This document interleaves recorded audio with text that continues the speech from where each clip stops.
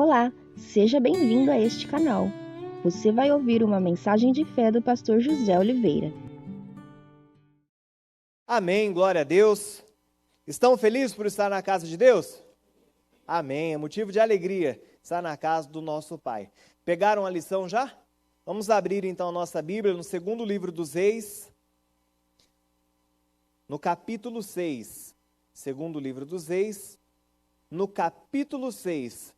Vamos então aqui recapitular a nossa história.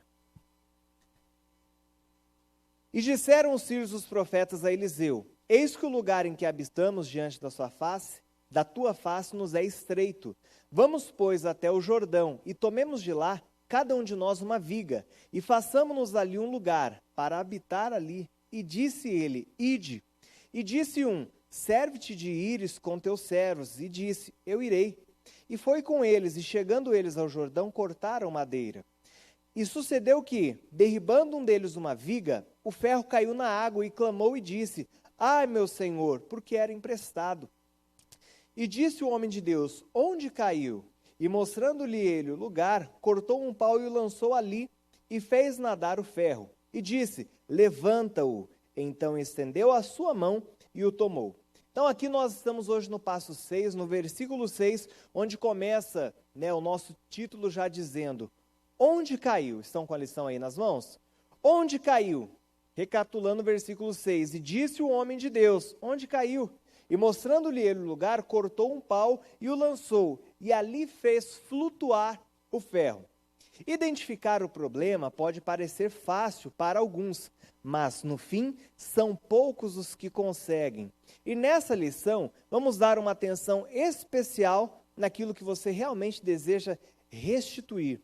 Como em cada passo que estamos aprendendo, existem pontos importantes, não será diferente agora, pois aqui pode-se dizer que é a parte mais importante para que o seu milagre aconteça. Vamos entender as partes desse versículo que tem muito a nos ensinar.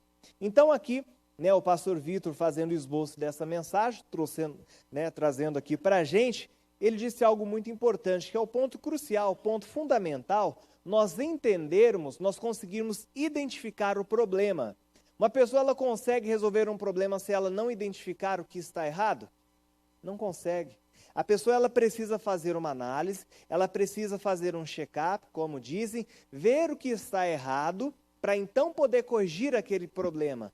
Agora, se a pessoa não consegue nem identificar o que está errado, dificilmente ela vai conseguir corrigir, para então ter a vida bem-sucedida. Aqui nós estamos falando de restituição. O nosso tema nesses dias está sendo só sobre restituição, mas você vê que a mensagem ela vai pegando pontos importantes que nos faz pensar que para ter restituição na nossa vida, não basta apenas chegar diante de Deus e falar: Deus, dá de volta o que é meu. Não, nós precisamos ter em nossa mente, nós precisamos ter em nossas atitudes passos que estarão nos levando para a restituição. E um dos pontos mais importantes, se não mais importante, é você saber onde está o problema para então poder corrigir.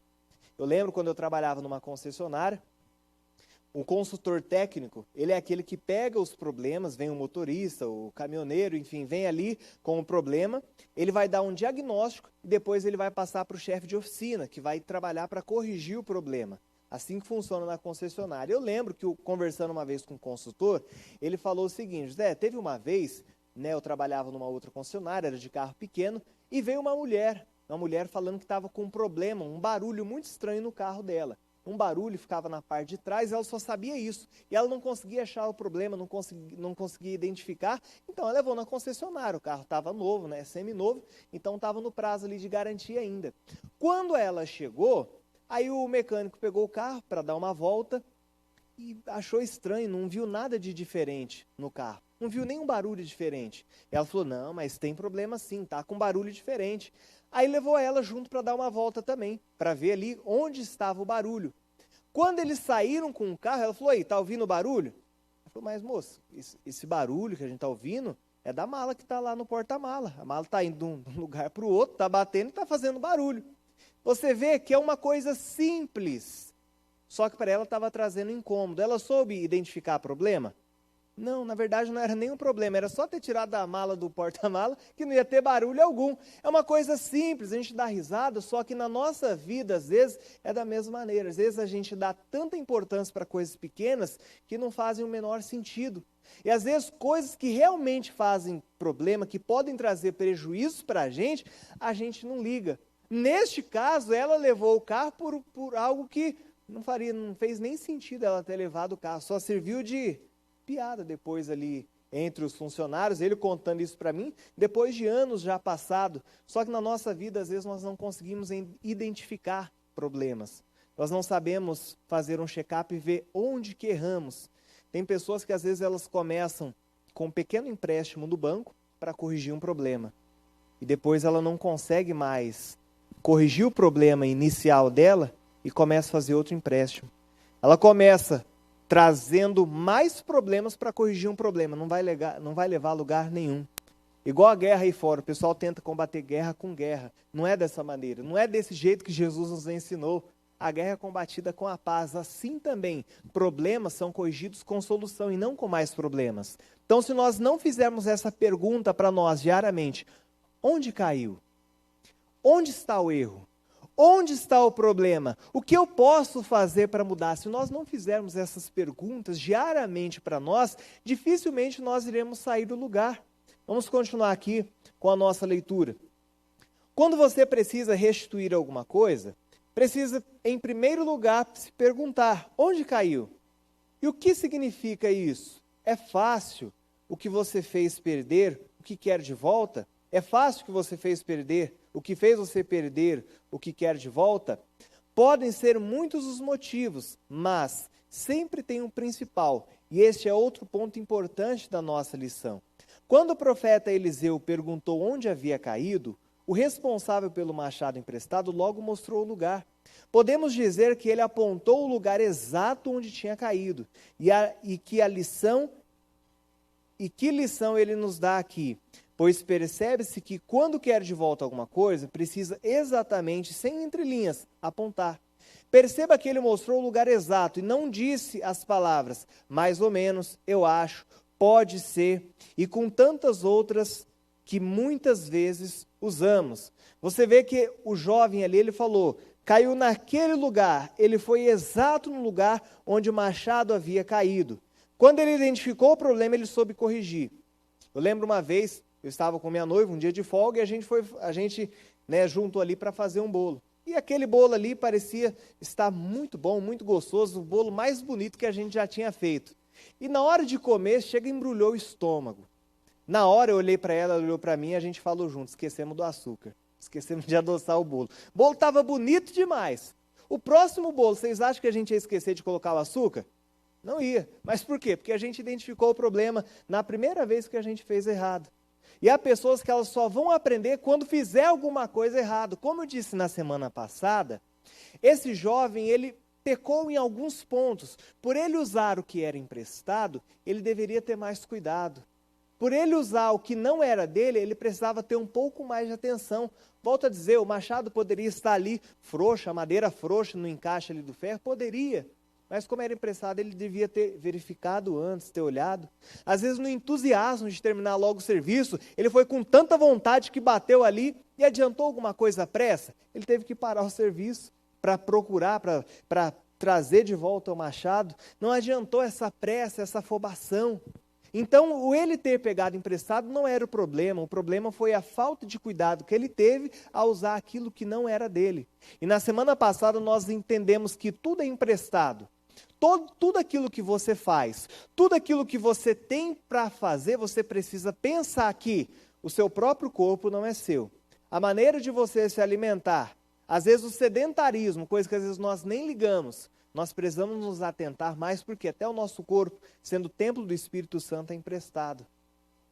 Tudo que você tem, um dia você vai deixar aqui e outra pessoa vai usar emprestado de novo e assim sucessivamente vai acontecer.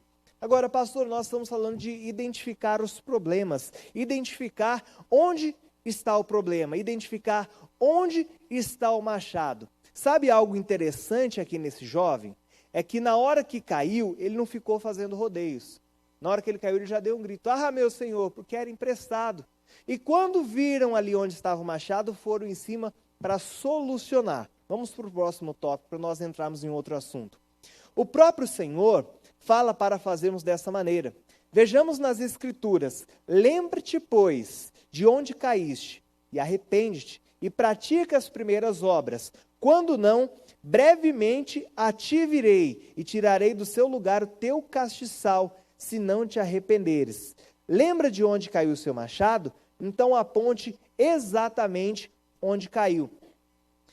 Isso me faz lembrar a história de dois homens. Um rei que sucedeu um outro rei. O primeiro rei de Israel foi um rei chamado Saul. Um homem com qualidades diversas, só que por conta de erros deles, às vezes as qualidades ficaram apagadas durante a vida dele, durante o reinado dele. Até nós hoje, quando lembramos de Saul, lembramos de um homem na qual ele preferia estar ali sendo bem visto entre os homens do que estar sendo bem visto diante de Deus. E aí está o problema de muitas pessoas. Só que o problema dele, principal, não foi ele querer ser bem visto diante dos homens, mas foi não admitir o erro, não admitir onde caiu.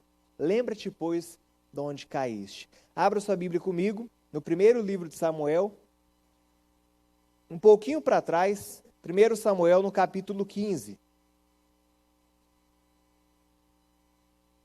No versículo 30. 1 Samuel, no capítulo 15, no versículo 30.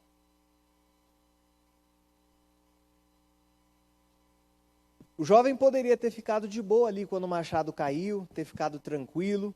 Afinal, a Bíblia não fala se ele havia dito que era emprestado ou não. A Bíblia não dá esses detalhes. Só que ele se preocupou quando viu que era emprestado e havia perdido. Agora que a história desse rei, a gente pode fazer um paralelo também. Primeiro livro de Samuel 15, 30 diz assim: disse ele então: pequei, honra-me, porém, agora diante dos anciãos do meu povo e diante de Israel, e volta comigo para que adore ao Senhor teu Deus.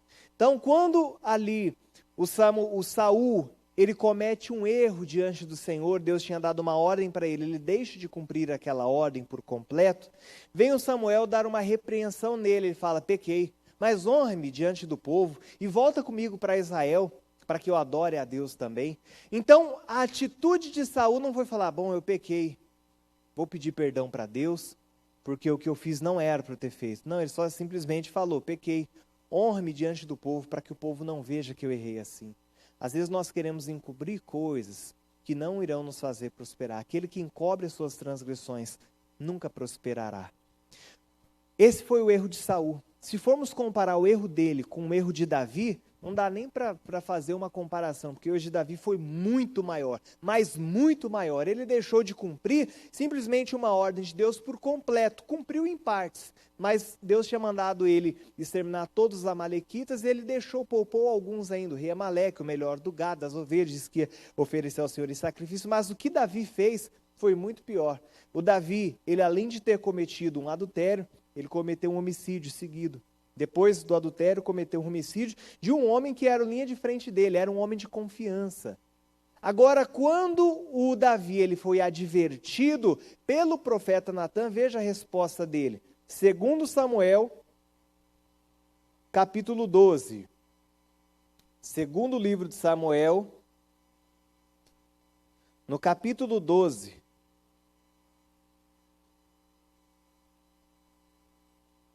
No versículo 13, diz assim: então disse Davi a Natã: pequei contra o Senhor. Você vê que os dois, em parte, se conheceram um erro.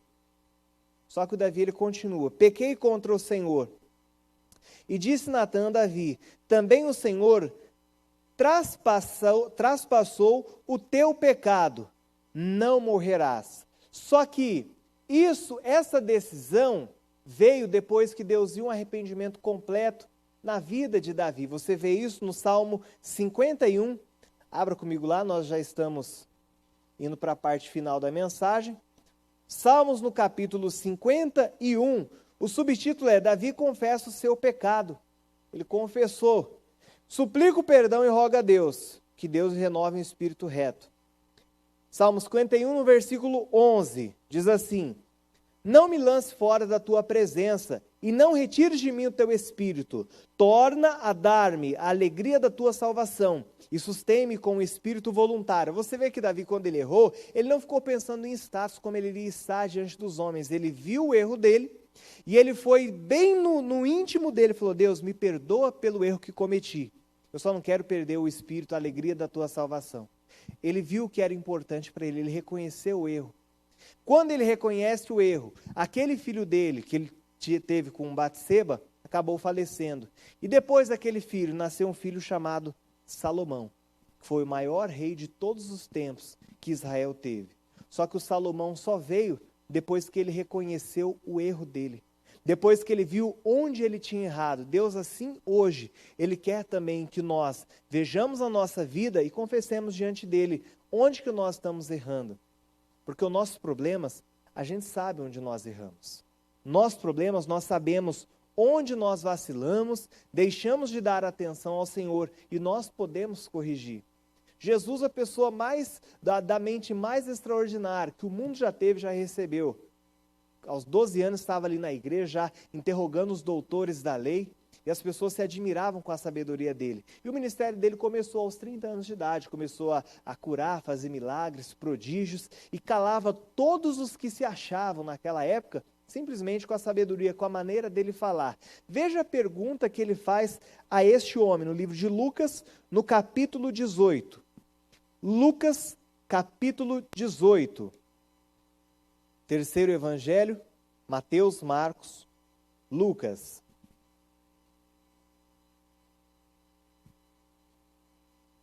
No versículo 40. O subtítulo é O Cego de Jericó. E diz assim no versículo 40. Então Jesus, parando, mandou que lhe trouxessem. E chegando ele, perguntou-lhe: que queres que eu te faça? Pense comigo, o homem era cego, estava indo até Jesus. E ele vem até Jesus rogando e Jesus para e pergunta: o que queres que eu te faça? Você acha que Jesus não sabia o que aquele cego precisava? E ele responde: que eu veja. E Jesus lhe disse: vê, a tua fé te salvou. Você vê que aquele homem chegou até Jesus com um problema. Jesus sabia do problema dele, mas Jesus perguntou por quê? Porque queria que ele dissesse qual era o problema para então Jesus poder corrigir o problema. Se você tem aqui hoje alguma pendência, alguma coisa que ficou para trás, e você quer uma mudança na sua vida, esse momento da oração você vai confessar ao Senhor. Dizer: Pai, eu preciso que isso seja corrigido na minha vida, mas seja específico. Eu aqui como pastor, eu posso orar por toda a igreja, orar por todos aqui, mas você tem algo específico que é entre você e Deus. Seja uma falha que você tem hoje na vida financeira, seja um problema que você tem hoje na sua vida familiar, e você não aceita que às vezes é o temperamento seu que é difícil. Às vezes a finança você não consegue ser controlado porque não consegue fazer um orçamento familiar, não sei. Você sabe a fonte do seu problema. Se você não confessar diante do Senhor, não mostrar para Ele, não disser onde caiu, o que Ele vai poder fazer por você? Aquele pau, quem lançou foi o profeta na água para o machado então flutuar. Só que antes do pau ser lançado na água, aquele jovem precisou dizer onde que estava o problema. Nessa oração agora você vai falar para Deus onde que está o problema. E aí sim Deus vai poder te ajudar. Quando nós fizermos essa análise, vermos onde está o problema, tenha certeza, literalmente, você estará a um passo da restituição na sua vida. Amém? Você que crê na palavra que acabou de ouvir, aplauda ao Senhor Jesus com bastante alegria. Se coloque de pé. Em nome de Jesus. Se coloque de pé em nome de Jesus. Agora é uma oração personalíssima entre você e Deus. A mensagem aqui, nós temos ainda um parágrafo para estar finalizando. Depois você lê com calma. O que precisava ser dito, creio que o próprio Espírito Santo já falou para você hoje. Através dessa mensagem que o pastor Vitor esboçou, trouxe para nós. Que você também venha fazer essa análise da sua vida. Onde caiu? Onde que está o problema? Jesus não precisava perguntar para aquele cego: o que queres que eu te faça? Ele só queria ter vista. E Jesus realizou depois que ele disse onde estava o problema. Fale agora para o Senhor. Fale com Ele. Ele vai te responder. Em nome de Jesus, amém? Feche os seus olhos. Senhor Deus, nós estamos hoje, Pai, reunidos na Tua casa, na Tua presença, porque nós queremos, ó Senhor Jesus, uma mudança em nossas vidas. Mas, Pai, como aprendemos aqui hoje, nós só iremos alcançar a restituição completa em nossas vidas quando nós identificarmos onde está o problema, onde caiu.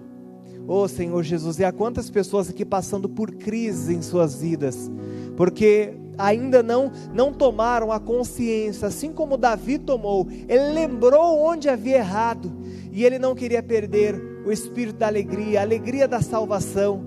Oh Senhor Jesus, quando nós deixarmos essa reputação, assim como Saul quis colocar em evidência a reputação diante dos homens, oh Senhor, se nós deixarmos isso de lado, o Senhor irá brilhar sobre as nossas vidas. Tua palavra diz no livro de João, no capítulo 3, no verso 30, é necessário que Ele cresça e eu diminua.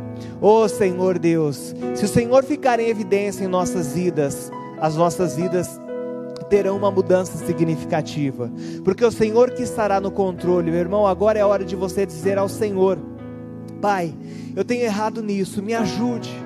O problema não é você ter um problema, mas é você continuar com ele. O problema não é você chegar aqui com a tristeza porque as coisas não estão dando certo, mas é você sair daqui achando que ainda tudo continuará a dar errado, porque a palavra foi ministrada e o poder de Deus entra em ação neste momento, através da sua vida, meu irmão. Quando você confessar o que precisa ser mudado, Ele também vai trazer a mudança na sua vida, em nome de Jesus. Ah, não esqueça de se inscrever neste canal, curtir essa mensagem e ativar o sininho para receber outras mensagens como essa.